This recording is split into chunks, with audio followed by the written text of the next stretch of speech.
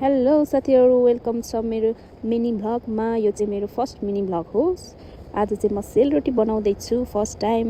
अनि के साथीहरू, एउटा कुरा के मैले चाहिँ हातले चाहिँ बनाउन जान्दैन। बोतल काटेर बोतलबाट बनाउन लाएको झन्डै हात अनुहार गएन हो मेरो साथीहरू। यसरी हेर्नु त, हातबाट चिप्लेर तेलमा डुब्यो मेरो बोतल। त यस्तै हुन्छ कि साथीहरू, मेरो जहिले जिन्दगीको गोरेटोमा।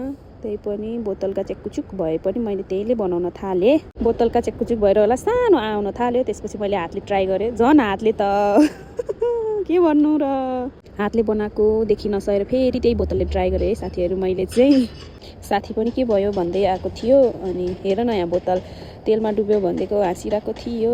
त्यही पनि त्यो बोतलले यस्तो खतरा रोटी बन्यो कि हेर्नु त साथीहरू। मैले तेलले पुरै बनाइदिएँ, हेर्नुहोस् खतरा मिठो भयो रोटी त। दामी भयो, यति धेरै बनायो कि हामीले रोटी त्यही बोतलले।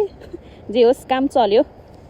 मिठो भएको थियो ल रोटी चाहिँ, आम्मामा दामी भएको थियो। फर्स्ट टाइम बनाएको थियो, त्यही पनि मिठो लाग्यो।